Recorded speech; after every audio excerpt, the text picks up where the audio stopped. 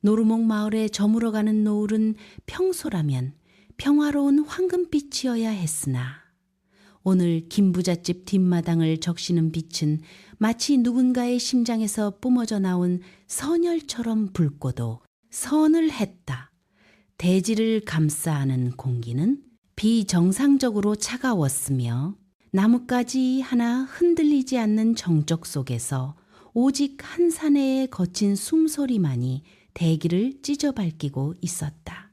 그 숨소리의 주인공은 평생을 소처럼 묵묵히 일만 하며 살아온 머슴 돌쇠였다. 그의 넓은 어깨는 마치 성난 황소가 콧김을 내뿜듯 위아래로 크게 들썩였고 평소 순하디순했던 눈망울에는 핏발이 서다 못해 안광이 서슬 퍼렇게 빛나고 있었다. 그의 두 손에 꽉 쥐어진 낡은 지게 작대기는 이미 사내에 엄청난 악력의 비명을 지르고 있었다. 나무가 으스러지는 기괴한 소리가 정적을 깨울 때마다 돌쇠의 손가락 끝은 하얗게 질려갔고 그 마디마디에 밝힌 굳은 살은 그가 견뎌온 세월의 무게를 증명하듯 단단하고도 비장하게 붉어져 나왔다. 돌쇠의 시선이 닿은 곳에는 김부잣집의 곡간 열쇠를 쥐고 무소불위의 권력을 휘두르는 마 서방이 서 있었다마. 서방의 입가에는 비열한 웃음이 걸려 있었는데 그것은 포식자가 막다른 길에 몰린 사냥감을 비웃는 듯한 역겨운 뒤틀림이었다. 그의 손가락 끝에는 방금 전복희의 하얀 목덜미를 거칠게 휘어잡았던 흔적인 듯 붉은 손톱 자국이 선명하게 남아있었다. 그 자국은 마치 눈 위에 떨어진 동백꽃잎처럼 선연하여 돌쇠의 이성을 마비시키기에 충분했다. 돌쇠는 자신의 가슴 속에서 뜨거운 용암이 역류하는 것을 느꼈다. 심장은 갈비뼈를 부술듯 요동쳤고 머릿속에서는 수만 마리의 벌떼가 웅성거리는 것 같은 이명이 들려왔다. 저 파렴치한 자가 자신의 목숨보다 귀한 여인을 건드렸다는 사실이 돌쇠의 영혼을 검게 태우기 시작했다. 돌쇠는 입술을 깨물었다. 너무 강하게 깨문 나머지 비릿한 피가 입안을 채웠지만 그는 그 고통조차 느끼지 못했다. 오직 저 눈앞의 악기를 찢어 죽여야 한다는 본능만이 그의 전신을 지배하고 있었다. 그가 내뱉는 한마디 한마디는 평생을 억눌려온 자의 울분이었고 사랑하는 이를 지키지 못한 자의 처절한 포효였다. 어디 해보라고. 이 파렴치한 놈아, 내 아내를 건드리면 내 오늘 내 놈 골통을 박살내고 말 테니까. 그 목소리는 마당을 울리고 담장을 넘어 저 멀리 숲속의 짐승들마저 움츠러들게 할 만큼 위압적이었다. 하지만 마서방은 눈 하나 깜짝하지 않았다. 오히려 그는 자신의 허리춤에 매달린 묵직한 엽전 주머니를 찰랑거리며 돌쇠의 분노를 즐기는 듯 했다마 서방의 주변으로는 이미 그에게 매수된 하급 머슴들이 몽둥이를 든 채 반포위망을 형성하고 있었다. 그들의 눈에는 동료에 대한 연민 따위는 없었다. 오직 강자에게부터 목숨을 보지하려는 비겁한 생존 본능만이 가득했다. 그 아수라장의 한가운데 흙바닥에 주저앉은 복희가 있었다. 그녀는 비명을 지르지도 울음을 터뜨리지도 않았다. 마을 사람들에게 벙어리라 불리며 조롱받던 그녀는 지금 이 순간에도 소리 없는 전쟁을 치르고 있었다. 그녀의 열 손가락은 이미 흙먼지로 범벅이 되어 있었고 손톱 밑에서는 피가 배어나와 흙을 검게 적시고 있었다. 그녀는 마서방의 발치 아래 놓인 평평한 돌판 하나를 필사적으로 가슴에 안고 있었다. 마치 그것이 자신의 아이라도 되는 양 혹은 자신의 목숨줄이라도 되는 양 온몸을 던져 지키고 있었다. 마서방이 그 돌판을 빼앗으려 발길질을 할 때마다 복희의 몸은 종이장처럼 흔들렸으나 그녀의 눈동자만큼은 흔들리지 않았다. 그 투명하고 시린 눈동자 속에는 마 서방의 빌이, 이 집안의 썩은 냄새, 그리고 10년 전 그날의 진실이 고스란히 담겨 있었다. 도대체 그 돌판 위에는 무엇이 기록되어 있길래 마 서방은 이토록 살기를 띠며 달려드는 것일까?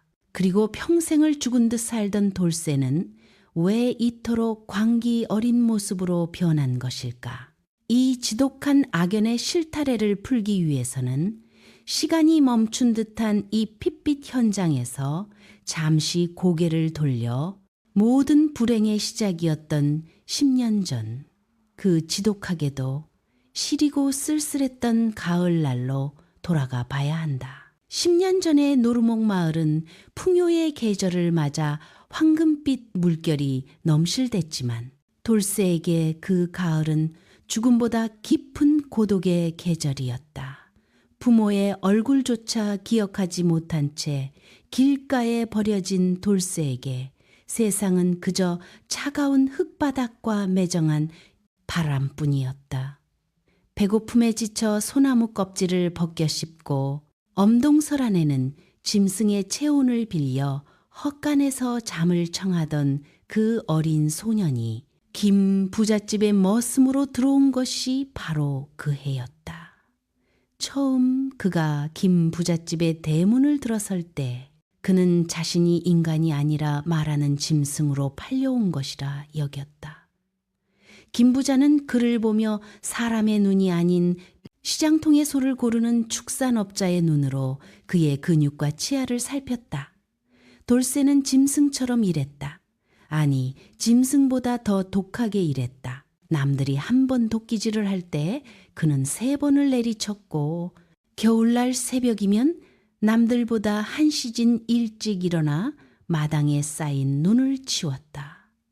그의 손바닥은 채석장의 돌덩이처럼 거칠어졌고 겹겹이 쌓인 굳은 살은 마치 거북이의 등껍질처럼 딱딱해져 감각조차 무뎌졌다. 무거운 지게를 지고 산을 오르내리는 세월 속에 그의 척추는 조금씩 굽어갔고 무릎에서는 비가 오기 전날이면 어김없이 욱신거리는 통증이 찾아왔다.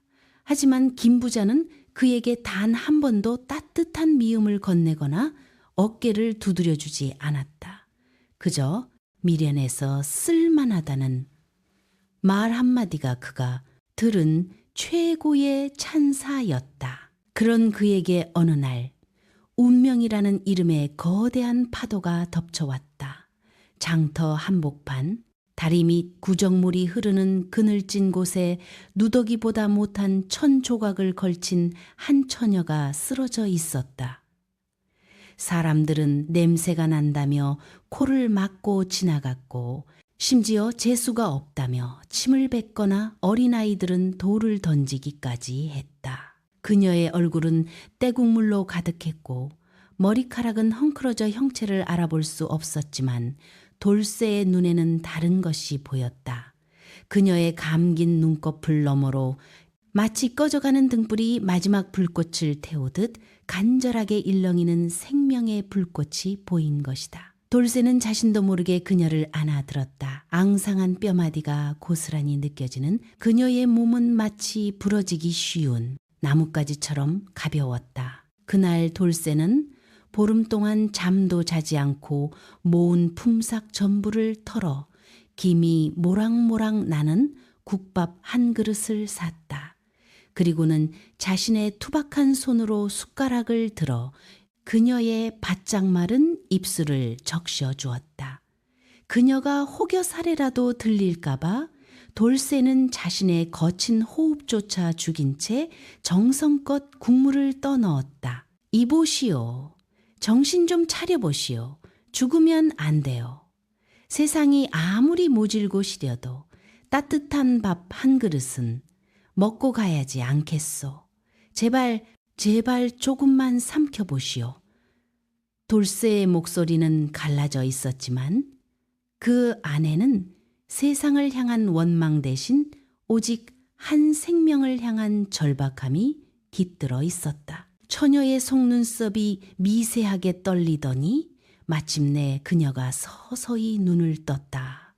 그것은 돌쇠가 평생 본 적 없는 놀랍도록 투명하고 시린 눈동자였다. 세상의 모든 슬픔을 거르고 걸러 맑은 정수만을 담아낸 듯한 그 눈동자가 돌쇠를 응시하는 순간 돌쇠의 심장은 생전 처음 느껴보는 기묘한 통증과 함께 요동치기 시작했다. 그녀는 말을 하지 못했다. 하지만 그녀의 눈빛은 그 어떤 웅변보다 강렬하게 말하고 있었다. 그것은 살려달라는 애원이 아니라 이 잔인한 세상을 향한 깊은 경멸과 그럼에도 불구하고 자신을 안아준 이 사내에 대한 아주 작은 호기심이었다. 돌쇠는 그 길로 김부자에게 달려가 바닥이 뚫려라 머리를 조아렸다. 자신의 새참을 반으로 줄이고 겨울 옷까지마저 팔아도 좋으니 제발 저 가련한 여인을 거두어 달라고 애원했다. 김부자가 콧방귀를 뀌며 거절하려던 찰나 옆에서 지켜보던 마 서방이 음흉한 눈빛을 빛내며 끼어들었다. 공짜 일손이 생기는 셈이니 이득이 아니냐는 마 서방의 속삭임에 김부자는 마지못해 허락했다. 돌쇠는 그저 그녀를 살릴 수 있다는 생각에 바닥에 이마를 찌으며 저를 올리고 또 올렸다 하지만 그는 알지 못했다마 서방의 그 뱀 같은 미소 뒤에 얼마나 끔찍한 탐욕의 뙬리가 틀어져 있었는지를. 그리고 그날의 선택이 10년 뒤 핏빛 어린 이 마당의 대결로 이어질 줄은 꿈에도 상상하지 못했다. 그렇게 돌쇠와 복희의 기막힌 동거가 시작된 곳은 김 부잣집 마당 구석, 사람이 살기보다는 짐승들이 비를 피할 법한 무너져가는 낡은 광이었다. 사방에서 스며드는 외풍은 칼날보다 날카롭게 살을 파고들었고 천장에서는 거미들이 줄을 쳐 그들의 얼굴을 휘감았으며 밤마다 굶주린 쥐들이 찍찍거리며 복희의 가느다란 발가락을 갉아대던 참혹한 곳이었다. 하지만 돌쇠에게 그곳은 생애 처음으로 온기를 나눌 누군가가 존재하는 궁전과도 같았다. 돌쇠는 낮이면 떼약볕 아래서 등줄기가 타들어가는 통증을 견디며 피땀을 흘렸고 모두가 잠든 깊은 밤이면 몰래 산으로 올라가 억새를 베어오고 짚을 엮었다. 자신의 거친 손바닥이 가시에 찔려 피가 맺혀도 그는 복희가 누울 잠자리를 조금이라도 더 폭신하게 만들기 위해 손을 멈추지 않았다. 복희는 여전히 침묵의 감옥에 갇힌 채 단 한마디의 소리도 내지 않았다. 그러나 그녀는 돌쇠가 생각했던 것보다 훨씬 더 놀랍고 강인한 여인이었다. 돌쇠가 개울가에서 길어온 찬물로 떼국물을 벗겨내고 그가 장터에서 어렵게 구해온 무명치마를 입혀놓자 그녀의 자태는 마치 진흙 속에서 피어난 백년처럼 고결해졌다. 남루한 옷차림조차 그녀의 서늘한 기품을 가리지 못했고 가을 서리를 맞으면서도 결코 고개를 숙이지 않는 국화처럼 그녀의 눈빛은 시간이 갈수록 더욱 맑아졌다. 그녀는 부지런했다. 말을 못하는 대신 손발이 쉴 새 없이 움직였다. 돌쇠의 해진 집신을 튼튼한 삼실로 고쳐놓았고 잡초가 무성하던 뒷마당 텃밭의 돌들을 하나하나 골라내어 보리 싹이 특이했다. 돌쇠는 그런 그녀를 바라볼 때마다 가슴 한구석이 몽글하게 피어오르는 것을 느꼈다. 그것은 평생 느껴본 적 없는 가족이라는 이름의 무게였다. 무엇보다 돌쇠를 경악게 한 것은 복희의 비상한 기억력이었다. 그녀는 글을 읽지도 쓰지도 못했으나 세상의 모든 형상을 사진을 찍듯 머릿속에 담아내는 재주가 있었다. 어느 날 해질녘 마 서방이 곳간에서 쌀 한 가마니를 몰래 상인에게 넘기며 은밀하게 엽전 주머니를 챙기는 현장을 복희가 보게 되었다. 마 서방은 쥐새끼처럼 주위를 살피다 복희와 눈이 마주치자 당황한 기색을 숨기려 혀를 차며 다가와 그녀의 가느다란 팔목을 부러뜨릴 듯 휘어잡았다. 아, 야, 이 벙어리년아 못 본 거다 알았어? 이 뻥끗했다간 네 서방놈이랑 같이 다리를 분질러서 산속에 버려버릴 테니까. 마서방의 입에서 뿜어져 나오는 비릿한 술 냄새와 악취가 복희의 얼굴을 덮쳤다. 복희는 겁에 질린 척 고개를 숙이고 몸을 떨었으나 그녀의 눈동자는 마서방의 일그러진 표정과 엽전 주머니의 문양 그리고 상인의 얼굴에 난 곰보 자국까지 정밀하게 기록하고 있었다. 그날 밤 돌쇠가 고된 노동에 지쳐 깊은 잠에 빠져 코를 골 때 복희는 소리 없이 일어나 아궁이에 숯 조각을 집어들었다. 그녀는 광바닥의 흙을 고르게 펴고 마치 신들린 사람처럼 그림을 그리기 시작했다. 숯 조각이 바닥을 긁는 서걱거리는 소리만이 정적을 메웠다. 마 서방의 삐죽한 코, 상인의 탐욕스러운 눈빛, 그리고 그들이 주고받던 엽전의 개수까지 그녀의 손끝에서 되살아난 그림들은 살아있는 증언이었다. 세월은 유수와 같이 흘러 어느덧 10년의 시간이 쌓였고 그 사이 노루목 마을에는 유난히도 혹독한 겨울이 찾아왔다. 김 부자가 큰 장사를 위해 한양으로 떠난 지 보름째 되던 날 집안의 안주인 노릇을 하던 마 서방의 악행은 극에 달했다. 그는 곳간의 절반을 이미 제 주머니로 채웠고 집안의 종들과 하녀들은 쌀겨가 섞인 껄끄러운 잡곡밥으로 연명하며 눈물을 흘려야 했다. 솥바닥을 긁으며 신세 한탄을 하던 옥주 할머니의 흐느낌은 복희의 가슴에 불을 질렀다. 아이고, 저마 서방놈이 집안을 다 거덜내는구나. 어르신이 돌아오시면 분명 우릴 도둑으로 몰아매질을 할 텐데 우린 어쩌면 좋단 말이냐. 옥주 할머니의 쭈글쭈글한 손이 떨리는 것을 본 복희의 눈이 매섭게 빛났다. 그녀는 결심한 듯 그동안 광 구석에 숨겨두었던 수십 장의 평평한 돌판들을 꺼냈다. 그 돌판들 위에는 마서방이 지난 수년간 저질러온 만행이 날짜별로 수량별로 수치로 빼곡히 기록되어 있었다. 그것은 침묵하는 자가 세상에 던지는 가장 강력한 고발장이었다. 바로 그때였다. 술에 취해 비틀거리며 뒷마당을 지나던 마 서방이 광 틈새로 새어나오는 희미한 등잔불 빛을 보게 된 것이다. 그는 음흉한 생각을 품고 침을 삼키며 문을 획 열어젖혔다.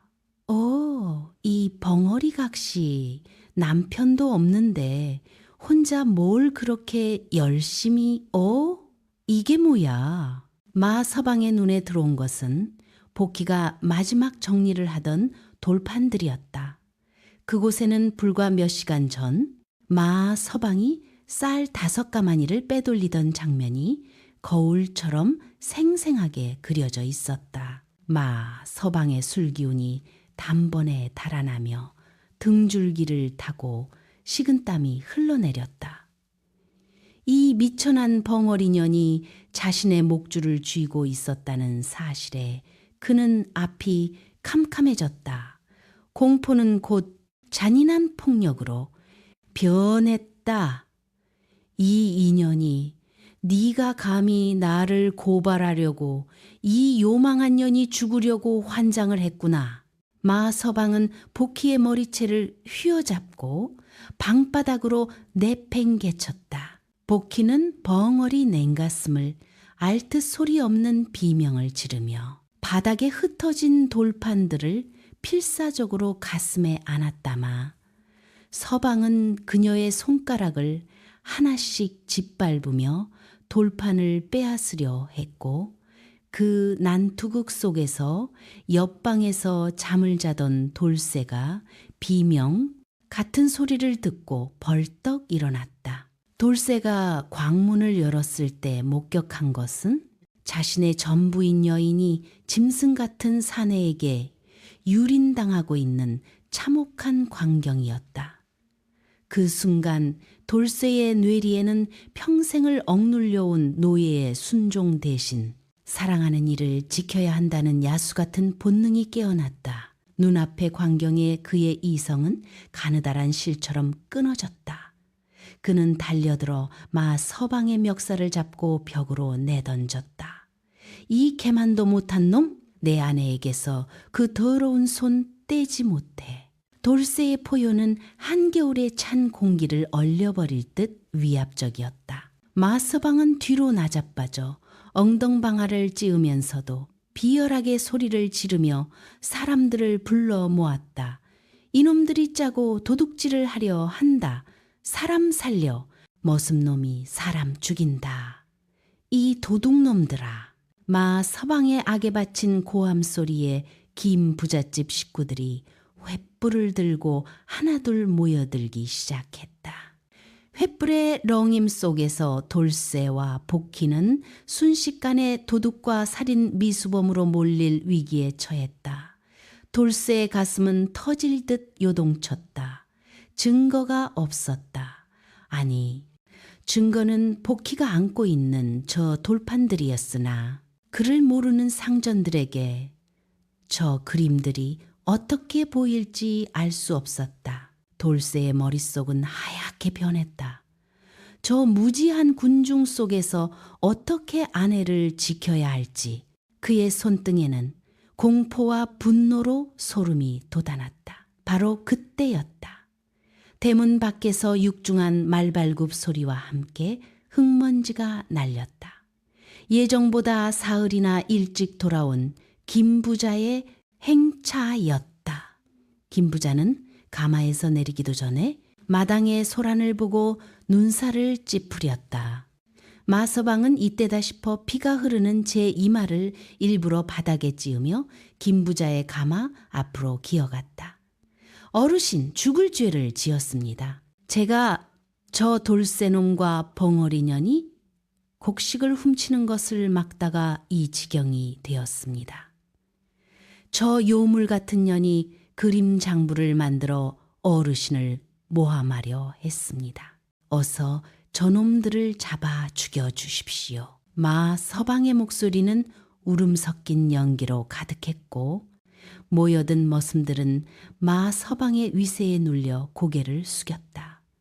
김부자의 차가운 시선이 돌쇠와 복희에게 꽂혔다. 그 시선은 마치 단두대의 칼날처럼 서늘했다.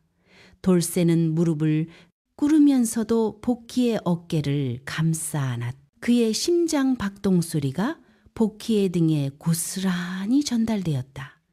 쿵, 쿵, 쿵 하는 소리는 공포보다는 마지막까지 함께하겠다는 비장한 맹세였다. 복희는 떨리는 손으로 가슴에 품은 돌판 하나를 김 부자 앞에 내밀었다. 그것은 마서방이 가장 최근에 저지른 김 부자가 아끼던 금비녀를 훔치는 장면이 그려진 판이었다. 김 부자의 눈썹이 꿈틀거렸다. 그는 장사치였다. 그림 속의 금비녀는 오직 자신만이 알고 있는 비밀 금고 속에 있어야 할 물건이었다. 김 부자의 얼굴에 당혹감이 서렸다. 마 서방의 장부는 완벽했으나 이 벙어리 여인의 돌판은 그 장부 너머의 진실을 찌르고 있었다. 이게 무엇이냐? 김 부자의 목소리는 낮았지만 분노로 떨리고 있었다. 마 서방은 당황하여 횡설수설하며 복희의 돌판을 발로 차버리려 했다. 그러나 돌쇠가 더 빨랐다. 돌쇠는 마 서방의 발목을 낚아채어 그대로 바닥에 맺혔다. 어르신, 제 아내는 거짓을 말할 줄 모릅니다. 말을 못하는 대신 하늘이 내린 눈으로 보고 느낀 것을 그대로 담았을 뿐입니다. 제발 저 그림들을 보아주십시오. 돌쇠의 간청이 찬 새벽 공기를 갈랐다. 김 부자는 천천히 다가와 흩어진 돌판들을 하나씩 살펴보기 시작했다. 횃불 아래 비친 그림들은 놀라울 정도로 정교했다.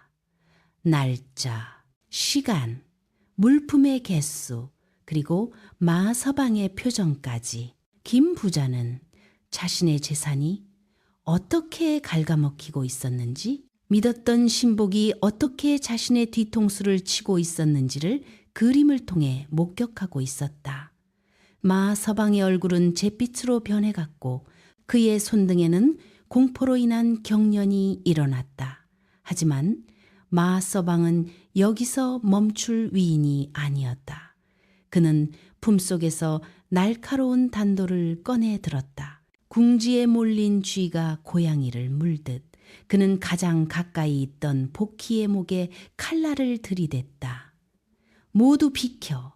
다가오면 인연목을 따버리겠다. 어르신, 저건 다 가짜입니다. 전현이 그린 요술이라고요. 마당은 비명소리와 함께 아수라장이 되었다. 돌쇠의 심장은 순간 멎는 것 같았다. 복희의 흰 목줄기에 선명한 칼날이 닿았고 핏방울이 한 방울 맺혀 떨어지려는 찰나였다. 복희는 두려움에 떠는 대신 묘한 미소를 지었다. 그녀는 자신의 치마폭 속에 감춰두었던 따뜻한 온기가 남아있는 무언가를 꺼내마 서방의 발등 위로 떨어뜨렸다. 그것은 겨울잠을 자다 복희의 품에서 깨어난 독사였다. 쉬익 하는 소리와 함께 독사가 마 서방의 바지가랑이 속으로 파고들었다. 독사의 차가운 비늘이 살결을 훑고 지나가는 감각의 마 서방의 전신은 마치 얼음물을 뒤집어 쓴 듯 굳어버렸다. 찰나의 정적 뒤에 이어진 것은 인간의 것이라 믿기 힘든 기괴한 비명이었다마.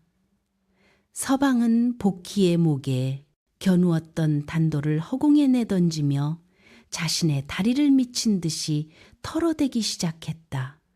아, 이게 뭐야? 으악! 뱀이다! 사람 살려! 그의 비명은 뒷마당에 얼어붙은 공기를 찢어발겼고 그의 눈동자는 공포로 인해 뒤집혀 흰자 이만이 번득였다. 복희의 품 안에서 온기를 얻어 잠시 깨어난 짐승은 본능적으로 침입자의 발목을 날카로운 이빨로 파고들었다 마. 서방은 그대로 바닥에 꼴사납게 나자빠졌고 그의 바지 아래로는 공포와 고통에 지려버린 오줌이 눈을 녹이며 노랗고 지저분하게 번져나갔다. 그 광경을 본 돌쇠의 눈에는 억눌렸던 야성이 폭발했다. 아내의 목줄기에 맺힌 선명한 핏방울을 본 순간 돌쇠의 머릿속에서는 이성이 완전히 타버렸다. 그는 곰 같은 덩치로 허공을 갈라마 서방의 가슴팍을 그대로 짓눌렀다. 퍽 소리와 함께 마 서방의 폐부에서 탁한 공기가 뿜어져 나왔다.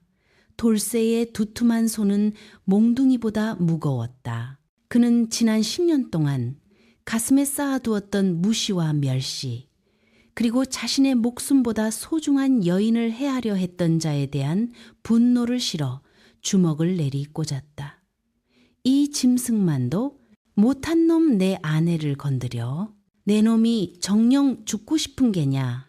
퍽퍽 소리가 날 때마다 마서방의 안면은 뭉개졌고 비릿한 핏물이 돌쇠의 얼굴에 튀었으나 돌쇠는 눈 하나 깜빡이지 않았다. 그의 손등에 돋은 핏줄은 터질 듯 팽팽했고 주먹을 내리칠 때마다 사방으로 튀는 눈가루는 핏빛으로 물들어갔다. 마당에 모인 머슴들과 하녀들은 그 잔혹하고도 장엄한 분노 앞에 숨을 죽였다. 횃불의 불꽃은 미친 듯이 일렁이며 눈 위에 거대한 그림자들을 만들어냈고 그 아수라장 속에서 김부자가 천천히 가마에서 내려와 그 광경을 지켜보고 있었다. 김부자의 눈은 얼음장처럼 차가웠으나 그 이면에는 떨림이 있었다. 평생을 소처럼 부려온 머슴에게서 저런 사자 같은 기백이 나올 줄은 꿈에도 몰랐던 것이다. 그만두어라, 돌쇠야. 내 집마당을 핏물로 더럽힐 셈이냐? 김 부자의 낮고 엄중한 목소리가 들리자 돌쇠의 주먹이 허공에서 멈췄다. 돌쇠는 거친 숨을 몰아쉬며 짐승처럼 으르렁거렸다. 그의 눈은 여전히 마서방의 목줄기를 노리고 있었으나 복희가 다가와 그의 피 묻은 손을 가만히 잡자 비로소 살기가 잦아들었다. 마서방은 이미 정신을 잃은 채 입가에 거품과 피를 물고 늘어져 있었다. 김부자는 천천히 걸음을 옮겨 복희에게 다가갔다. 복희는 흐트러진 보따리 속에서 돌판들을 꺼내 김부자의 발치 아래 놓았다. 수추로 그려진 그림장부들. 김부자는 허리를 숙여 그것들을 하나씩 살폈다. 그림 속에는 김부자가 한양에 가 있는 동안 마서방이 참고 뒤편에서 상인들과 은밀히 주고받던 엽전의 개수와 비단 뭉치의 크기, 그리고 심지어 김부자의 안방 비밀 금고를 뒤지는 장면까지 너무나 상세하게 묘사되어 있었다. 김부자는 전율했다. 장사치로 평생을 살아오며 수많은 장부를 보았으나 이토록 정직하고도 무서운 기록은 본 적이 없었다. 그는 복희를 보며 떨리는 목소리로 물었다. 네가 정령이 모든 것을 다 보고 있었단 말이냐? 이 벙어리 년이. 아니, 네가 정령 사람이 맞느냐? 복희는 대답하지 않았다. 다만 그 시린 눈동자로 김부자를 똑바로 응시할 뿐이었다. 그 눈빛은 당신이 눈멀어 탐욕에 취해 있을 때 나는 이 집안이 썩어가는 것을 지켜보고 있었다고 꾸짖는 듯했다. 김부자는 즉시 마서방의 품을 뒤지게 했다. 그가 숨기고 있던 비단 주머니에서는 김부자의 인장과 함께 수백 냥에 달하는 어음이 쏟아져 나왔다. 김부자의 호통이 떨어지기가 무섭게 미리 연락을 받고 대기하던 관아의 포졸들이 들이닥쳤다. 마서방은 개 끌려가듯 관아로 압송되었고 소란이 지나간 자리에는 새벽 서리만이 차갑게 내려앉았다. 하지만 돌쇠와 복희의 시련은 여기서 끝이 아니었다. 마서방을 추종하던 무리들과 그에게 뇌물을 받아먹던 마을 장정들은 복희를 향해 뱀을 부리는 마녀라는 이 머슴놈이 상전을 쳤다는 이하며 수군대기 시작했다. 질투와 공포는 광기로 변하기 마련이었다. 다음 날 밤 옥주 할머니가 숨을 헐떡이며 돌쇠의 광으로 뛰어 들어왔다. 그녀의 얼굴은 공포로 하얗게 질려 있었다. 돌쇠야, 큰일 났다. 어서 피하거라. 서방의 일가 친척들이 작당을 하고 지금 이리로 오고 있어. 내 마누라를 마녀로 몰아 멍석마리를 하겠다고 몽둥이를 들고 온단 말이다. 돌쇠의 심장이 철렁 내려앉았다. 올 것이 온 것이다. 권력을 잃은 자들의 마지막 발악은 굶주린 늑대보다 더 잔인한 법이었다. 부인, 어서 짐을 싸시오. 여기서 나가야 하오. 돌쇠는 낡은 보따리에 복희의 돌판들을 챙겨 넣었다. 복희의 얼굴은 담담했다. 그녀는 마치 이 상황을 예견했다는 듯 자신의 소중한 숫 조각들을 품에 안았다. 두 사람이 뒷문을 통해 산길로 몸을 던지는 순간 마당 저편에서 수십 개의 횃불이 일렁이며 다가왔다. 저기 있다. 도둑놈 돌쇠와 마녀년을 잡아라. 눈이 쌓인 산길은 미끄럽고 험했다. 복희의 집신이 벗겨지고 발가락 사이로 피가 배어 나왔지만 그녀는 신음소리 한 번 내지 않고 돌쇠의 손을 꽉 잡은 채 뛰었다. 등 뒤에서 추격자들의 고함 소리가 점점 가까워졌다. 저기 나무 뒤에 숨었다. 불을 질러라. 화전민들이 쓰던 낡은 오두막으로 피신한 두 사람의 코끝에 매캐한 탄내가 풍겨왔다. 미친 자들이 오두막 주위의 마른 짚을 쌓고 불을 붙이기 시작한 것이다. 치솟는 불길은 순식간에 오두막 벽을 타고 올라오며 내부를 시뻘겋게 달구기 시작했다. 연기가 자욱해지며 숨을 쉬기 힘들어졌다. 돌쇠는 자신의 겉옷을 벗어 물에 적셔 복희의 코와 입을 가려주었다. 김 부자는 즉시 마서방의 품을 뒤지게 했다. 그가 숨기고 있던 비단 주머니에서는 김 부자의 인장과 함께 수백 냥에 달하는 어음이 쏟아져 나왔다. 김 부자의 호통이 떨어지기가 무섭게 미리 연락을 받고 대기하던 관아의 포졸들이 들이닥쳤다마 서방은 개 끌려가듯 관아로 압송되었고 소란이 지나간 자리에는 새벽 서리만이 차갑게 내려앉았다. 하지만 돌쇠와 복희의 시련은 여기서 끝이 아니었다마 서방을 추종하던 무리들과 그에게 뇌물을 받아먹던 마을 장정들은 복희를 향해 뱀을 부리는 마녀라느니 머슴놈이 상전을 쳤다느니 하며수 군대기 시작했다. 질투와 공포는 광기로 변하기 마련이었다. 다음 날 밤 옥주 할머니가 숨을 헐떡이며 돌쇠의 광으로 뛰어들어왔다. 그녀의 얼굴은 공포로 하얗게 질려 있었다. 돌쇠야, 큰일 났다. 어서 피하거라. 마서방의 일가 친척들이 작당을 하고 지금 이리로 오고 있어. 네 마누라를 마녀로 몰아 멍석마리를 하겠다고 몽둥이를 들고 온단 말이다. 돌쇠의 심장이 철렁 내려앉았다. 올 것이 온 것이다. 권력을 잃은 자들의 마지막 발악은 굶주린 늑대보다 더 잔인한 법이었다. 부인 어서 짐을 싸시오. 여기서 나가야 하오.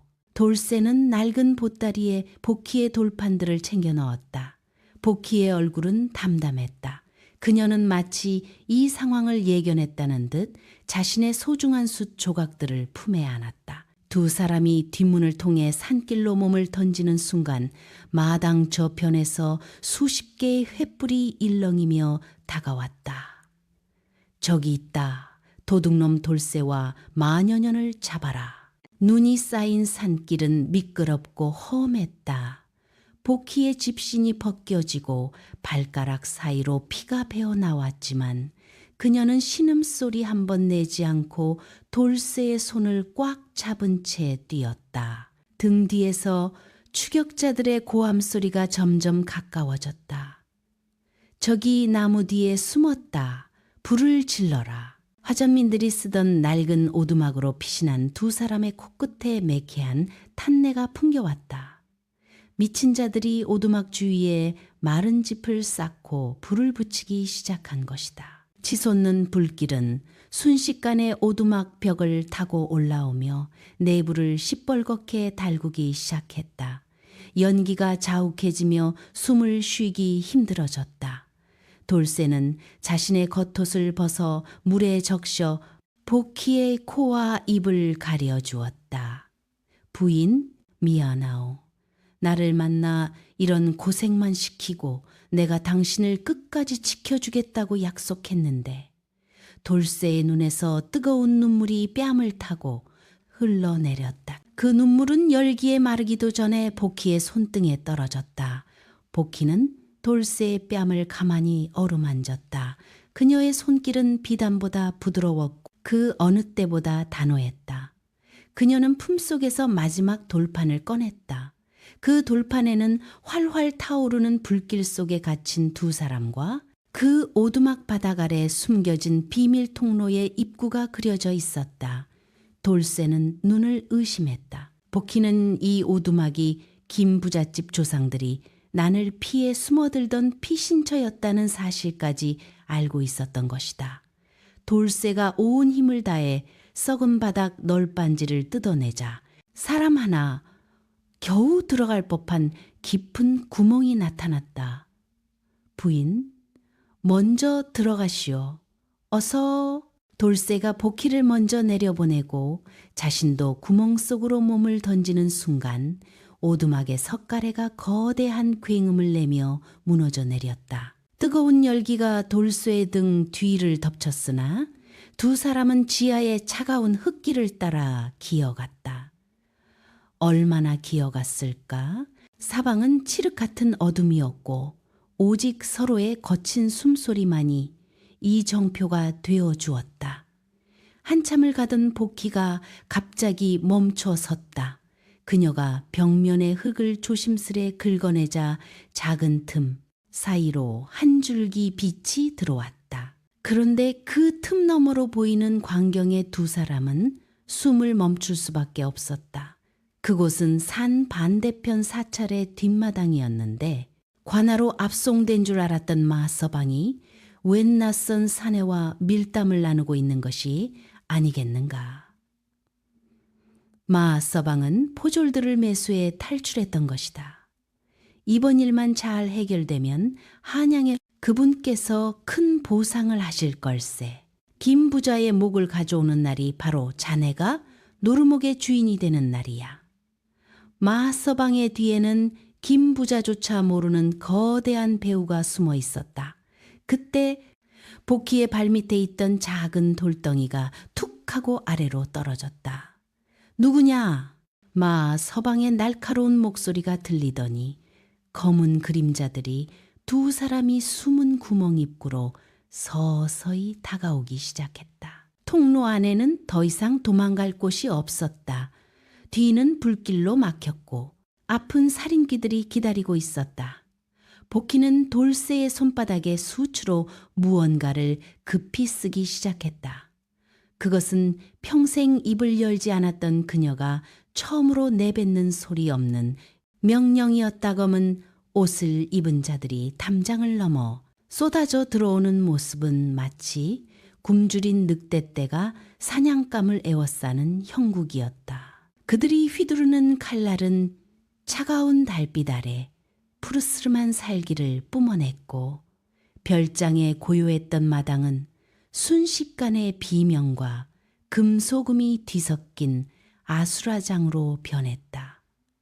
돌쇠는 아내 복희를 등 뒤로 밀쳐내며 곁에 있던 굵직한 장작더미를 양손에 꽉 쥐었다. 그의 팔뚝에는 굵은 힘줄이 밧줄처럼 붉어져 나왔고 거친 숨소리는 이미 인간의 것이 아닌 맹수의 포효와 같았다. 내 아내의 머리카락 한 올이라도 건드리는 놈은 오늘 살아서 이 담장을 넘지 못할 것이다.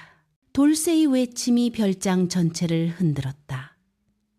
첫 번째 자객이 번개처럼 달려들어 칼을 내리꽂으려던 찰나 돌쇠는 짐승 같은 반사신경으로 몸을 틀어 그 공격을 피했다. 그리고는 묵직한 장작을 자객의 옆구리에 그대로 박아 넣었다. 퍽 하는 소름 끼치는 타격음과 함께 자객의 갈비뼈가 으스러지는 소리가 들려왔다. 자객은 비명도 지르지 못한 채 흙바닥을 뒹굴었으나 뒤이어 서너 명의 자객이 동시에 돌쇠를 향해 달려들었다. 돌쇠는 온몸으로 칼날을 받아내며 복희를 사수했다. 그의 어깨와 팔뚝에서는 이미 붉은 피가 배어나와 낡은 삼배옷을 적시고 있었지만 그는 고통조차 잊은 듯했다. 오히려 피냄새가 그의 야성을 더욱 자극했다. 복희는 돌쇠의 등 뒤에서 떨리는 손으로 바닥을 짚었다. 그녀의 머릿속은 차갑게 식어 있었다. 지금 이 상황에서 돌쇠의 힘만으로는 이 수많은 전문 살수들을 막아낼 수 없다는 것을 누구보다 잘 알고 있었다. 그녀는 급히 주변을 살폈다. 별장마루 밑에 쌓여있던 말은 고추 자루와 아궁이 근처의 제바구니가 눈에 들어왔다. 그녀는 손톱이 빠져라 흙바닥을 긁으며 그곳으로 기어갔다. 자객 하나가 그런 복희를 발견하고 칼을 치켜들었으나 돌쇠가 어느새 다가와 자객의 목덜미를 움켜쥐고 바닥에 맺혀버렸다. 부인, 움직이지 마시오. 내가 다 막아낼 테니. 돌쇠는 소리쳤지만 복희는 멈추지 않았다. 그녀는 마른 고추자루를 찢어 밝히고 그 안에 든 매운 가루를 제바구니의 가루와 섞었다. 그리고는 아궁이 속에 남아있던 불씨를 한 줌 집어 던졌다. 순식간에 매캐하고 따가운 연기가 별장마당을 뒤덮기 시작했다. 눈을 뜨기조차 힘든 독한 연기가 퍼지자 자객들은 기침을 터뜨리며 중심을 잃고 비틀거렸다. 이게 무슨 요술이냐? 눈이 따가워 견딜 수가 없다. 자객들이 눈을 비비며 우왕좌왕하는 사이 돌쇠는 장작을 휘둘러 그들을 낙엽처럼 쓸어버렸다. 무거운 타격음이 이어질 때마다 자객들은 하나둘 바닥에 쓰러졌고 별장마당은 그들의 신음소리로 가득 찼다. 하지만 상황은 여전히 절망적이었다. 담장 밖에는 아직도 수십 명의 자객이 횃불을 들고 대기 중이었고 불길은 어느덧 별장의 석가래까지 옮겨붙어 시뻘건 혓바닥을 내밀고 있었다 그때였다. 별장의 대문이 육중한 소리를 내며 부서지더니 붉은 관복을 입은 사내들이 들이닥쳤다. 그들은 자객들과는 결이 다른 정제된 기백을 내뿜는 관군들이었다. 그 중심에는 말 위에 높이 올라앉은 암행어사가 서 있었다. 김부자가 한양에서 미리 손을 써두었던 마지막 구원군이었다. 역적의 무리들을 단 한 놈도 남기지 말고 생포하라. 거역하는 자는 그 자리에서 베어도 좋다. 어사의 명령이 떨어지자 관군들이 노도와 같이 밀려 들어왔다. 자객들은 당황하여 도망치려 했으나 이미 포위망은 완성된 상태였다마 서방은 그 혼란을 틈타 담장을 넘으려다 관군이 쏜 화살에 다리를 맞고 비참하게 굴러 떨어졌다. 그는 흙바닥을 뒹굴며 저주 어린 목소리로 소리쳤다. 이대로 끝날 줄 아느냐? 한양의 그분께서 너희 모두를 멸하실 것이다. 돌쇠, 너와 그 요망한 벙어리 년도 제명에 못 죽을 테니까. 마 서방의 광기 어린 발악에도 불구하고 상황은 정리되어 갔다. 돌쇠는 그제야 긴장이 풀린 듯 장작을 떨어뜨리고 무릎을 꿇었다.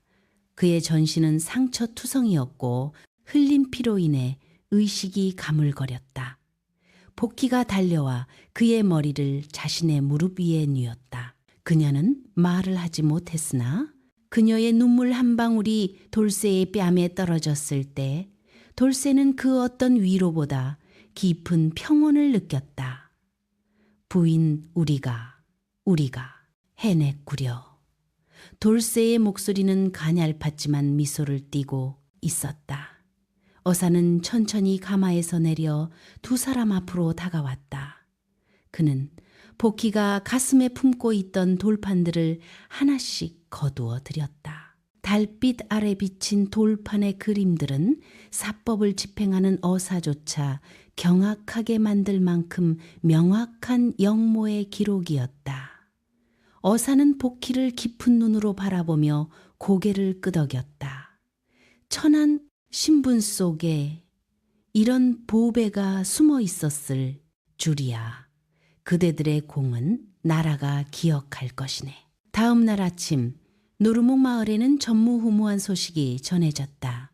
김부잣집 머슴 돌쇠와 벙어리 각시가 나라를 구한 영웅이 되어 한양으로 압송 안이 입성하게 되었다는 소문이었다. 마을 사람들은 자신들이 멸시했던 두 사람의 행렬을 보기 위해 길가로 쏟아져 나왔다. 옥주 할머니는 눈물을 훔치며 돌쇠의 보따리에 따뜻한 주먹밥 몇 덩이를 넣어 주었다. 돌쇠야, 가서 기죽지 말고 잘 살아야 한다. 내각시, 아니 이제는 아씨라고 불러야겠구나. 그분을 꼭 지켜드려라. 돌쇠는 마을 사람들에게 일일이 고개를 숙이며 작별을 고했다. 하지만 한양으로 향하는 길은 그리 평탄하지 않았다마. 서방이 남긴 한양의 그분이라는 불길한 예언이 돌쇠의 머릿속을 떠나지 않았기 때문이다. 도성에 가까워질수록 길목마다 낯선 시선들이 느껴졌고 밤마다 숲속에서 들려오는 부엉이 소리는 마치 누군가의 암호처럼 들려왔다. 한양 도성 입성 전날 밤, 두 사람은 임시관소에서 하룻밤을 머물게 되었다. 복희는 밤늦도록 등잔불 아래서 마지막 기록을 남기고 있었다. 그녀가 그리는 것은 지금까지의 사건이 아니었다. 그것은 앞으로 다가올 거대한 폭풍의 전조, 즉 도성 내부에 도사리고 있는 진짜 흑막의 인상착의였다. 10년 전 자신의 가문을 몰락시켰던 그 원수의 눈매가 그녀의 숫끝에서 되살아나고 있었다. 돌쇠는 칼날을 갈며 문 밖의 기척을 살폈다. 그의 가슴 속에는 알 수 없는 공포와 비장함이 동시에 소용돌이치고 있었다. 만약 우리가 도성 안에서 길을 잃는다면 내가 이 여인을 지킬 수 있을까 하는 의구심이 그를 괴롭혔다. 그때 복희가 다가와 그의 손바닥에 다시금 수추로 글자를 적었다. 우리는 결코 혼자가 아닙니다. 진실은 침몰하지 않으니. 그 순간 관소의 창문이 날카로운 비명소리와 함께 깨져나갔다. 어둠 속에서 쏟아진 화살들이 기둥에 밝혔고 밖에서는 다시금 수백 명의 자객들이 관소를 포위하고 불을 지르기 시작했다. 마 서방의 배우였던 영의정의 사주를 받은 최후의 암살대였다. 화살이 비처럼 쏟아져 관소의 석가래에 밝힐 때마다 터지는 파열음은 마치 거대한 짐승이 뼈를 부수는 소리와 같았다. 사방에서 치솟는 불길은 순식간에 관소를 집어삼켰고 매캐한 연기는 돌쇠와 복희의 숨통을 조여왔다. 돌쇠는 타오르는 열기 속에서도 아내를 자신의 품 안으로 거칠게 끌어당겨 감싸 안았다. 그의 넓은 등 위로 불붙은 나무 파편이 떨어져 살을 태우는 비릿한 냄새가 진동했지만 돌쇠는 신음 한마디 내뱉지 않았다. 그의 눈은 오직 하나 연기 너머로 비치는 자객들의 서늘한 칼날만을 쫓고 있었다. 부인, 내 손을 절대 놓지 마시오. 설령이 지옥 불길이 우리를 삼킨다 해도 저승길까지 당신을 업고 갈 것이니. 돌쇠의 목소리는 갈라지고 낮았으나 그 안에는 쇠를 녹일 듯한 강인한 의지가 서려 있었다. 그는 문 옆에 놓여 있던 무거운 놋대야를 집어들어 날아오는 화살을 쳐내며 불길이 가장 약한 쪽 벽을 몸으로 들이받았다. 화장창 소리와 함께 벽이 허물어지며 두 사람은 불붙은 건물 밖으로 굴러떨어졌다. 차가운 밤 공기가 폐부에 닿는 순간 기다렸다는 듯 수십 자루의 칼날이 그들을 향해 쇄도했다. 그것은 단순히 마서방의 복수가 아니었다. 10년 전 복희의 가문을 도륙하고 그 재산을 갈취했던 자, 현재 조정의 실권을 장악하고 있는 영의정 조만식의 최후 발악이었다. 조만식에게 복희는 단순한 생존자가 아니라 자신의 목을 겨누는 유일한 목격자이자 살아있는 장부였다. 자객들의 우두머리가 비열한 웃음을 지으며 다가왔다. 벙어리 각시야, 내 놈이 10년을 쥐새끼처럼 숨어 살았으면 그만이지. 감히 도성 땅을 밟으려 하느냐? 내 아비가 죽을 때처럼 혀가 잘린 채 죽고 싶지 않다면 그 돌판을 내놓아라. 자객의 말에 복희의 눈동자가 파르르 떨렸다. 10년 전 눈앞에서 부모님이 도륙당하던 그 참혹한 밤의 기억이 해일처럼 밀려왔다. 공포로 인해 온몸의 근육이 경직되고 숨이 턱 끝까지 차올랐지만 복희는 무너지지 않았다. 그녀는 가슴팍에 숨겨둔 돌판을 더욱 꽉 움켜쥐었다. 그 돌판에는 조만식이 역모를 꾀하며 주고받았던 미략의 증표와 그가 가문을 몰살하며 빼돌린 금괴의 위치가 상세히 그려져 있었다. 돌쇠는 상처 입은 다리를 끌며 복희의 앞을 가로막았다. 그의 손등에는 공포로 인한 소름 대신 아내를 지켜야 한다는 처절한 분노로 핏줄이 터질 듯 솟아올랐다. 그는 바닥에 떨어진 자객의 칼 한 자루를 집어들었다. 평생 도끼와 찌개, 작대기만 잡았던 손이었으나 사랑하는 이를 지키기 위한 본능은 그를 최고의 검객으로 만들었다. 내 놈들이 죽여야 할 것은 이 가련한 여인이 아니라 바로 나다. 덤벼라. 이 개만도 못한 놈들아. 돌쇠는 사자처럼 포효하며 자객들 사이로 뛰어들었다. 칼과 칼이 부딪힐 때마다 불꽃이 튀었고 어둠 속에서 붉은 선혈이 분수처럼 뿜어져 나왔다. 돌쇠의 몸은 이미 수십 군데가 베어 누더기처럼 변했으나 그는 쓰러지지 않았다. 아니, 쓰러질 수 없었다. 자신이 무너지면 등 뒤의 여인이 어떤 지옥을 맛볼지 너무나 잘 알았기에 그는 자신의 생명력을 쥐어짜며 버텼다. 그 아수라장 속에서 복희는 차분하게 주변을 살폈다. 그녀는 관소마당 한가운데 놓인 거대한 징을 발견했다. 평소라면 마을의 위급 상황을 알릴 때 쓰는 물건이었다. 그녀는 필사적으로 기어 장대를 잡고 징을 내리치기 시작했다. 징, 징, 징.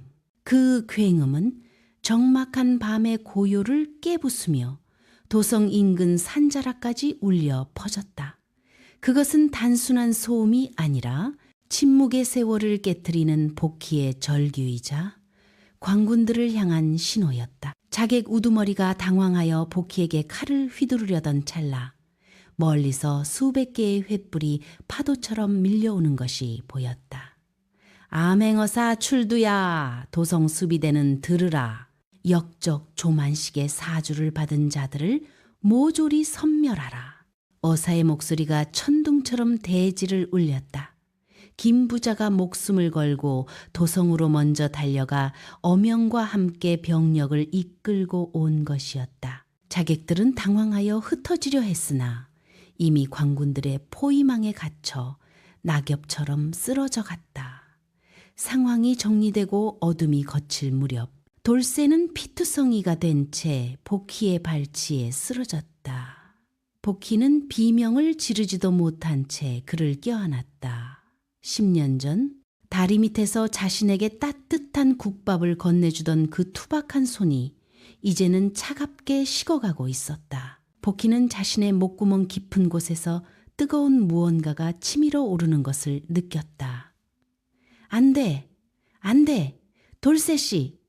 눈을 떠보세요. 제발! 말이 터져 나왔다.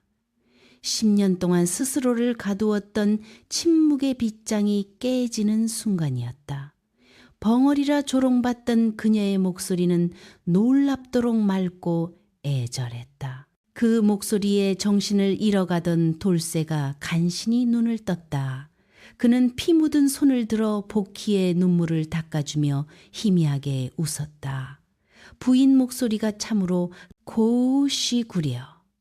이제야 내 이름을 불러주는구려. 다행히 돌쇠는 급소를 피해 목숨을 건졌다. 며칠 뒤 도성 대궐 앞마당에는 전무후무한 국문장이 열렸다. 복희는 당당히 임금 앞에 서서 그동안 모아온 돌판들을 하나하나 내보였다. 조만식의 비리와 10년 전에 참혹한 학살, 현장이 마치 거울을 보듯 그림으로 펼쳐지자 대신들은 전율했고 임금은 분노했다. 결국 영의정 조만식과 그 일당들은 능지처참의 형을 선고받았고 복희의 가문은 10년 만에 화려하게 복권되었다. 임금은 복희에게 높은 관직과 보물을 내리려 했으나 복희는 돌쇠의 손을 잡으며 조용히 고개를 저었다. 전하, 신첩은 화려한 비단옷보다 지게꾼 남편이 지어준 무명옷이 더 따뜻하옵니다. 저희는 그저 노루목 마을의 평범한 백성으로 살아가고 싶사옵니다. 두 사람은 다시 고향으로 돌아왔다. 김 부자는 자신의 잘못을 참회하며 돌쇠와 복희에게 비옥한 땅과 집을 내어주었고 옥주 할머니는 두 사람을 위해 매일 아침 따뜻한 쌀밥을 지어 올렸다. 세월이 흘러 노루목 마을의 살구나무 아래 두 노인이 앉아있다. 할아버지가 된 돌쇠는 여전히 투박한 손으로 할머니가 된 복희의 손을 꼭 잡고 있다. 복희는 이제 말을 아주 잘하게 되었지만 여전히 중요한 날이면 돌쇠의 손바닥에 그림을 그리곤 한다. 영감, 저 살구꽃이 우리 처음 만났을 때 그 국밥 냄새 같지 않소? 돌쇠는 허허 웃으며 아내의 어깨를 감싸 안았다. 그 소란스러웠던 세월이 지나고 노루목 마을의 시간은 다시금 고요한 강물처럼 흐르기 시작했습니다. 돌쇠와 복희가 다시 돌아와 터를 잡은 그 언덕배기 집 마당에는 그들의 사랑을 축복하듯 사계절 내내 이름 모를 들꽃들이 흐드러지게 피어났습니다.